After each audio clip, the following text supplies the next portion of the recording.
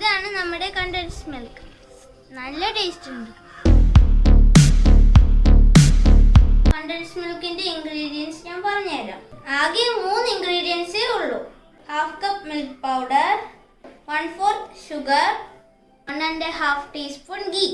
ആദ്യം നമുക്ക് പഞ്ചസാര ഒന്ന് പൊടിച്ചെടുക്കാം. പഞ്ചസാര നല്ലോണം പൊടിഞ്ഞോ നോക്കാം.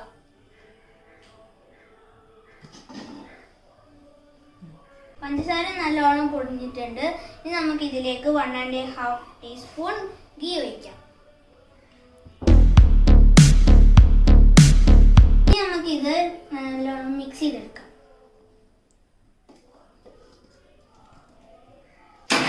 നമുക്ക് ഇതിലേക്ക് പാൽപ്പൊടി ഇട്ട് കൊടുക്കാം.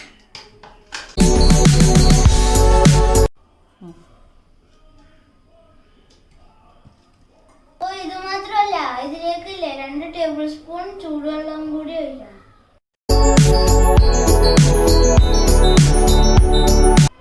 ഞാൻ ഈ കണ്ടൻസ് മിൽക്ക് നന്നായി ബീറ്റ് ചെയ്തെടുത്തിട്ടുണ്ട്.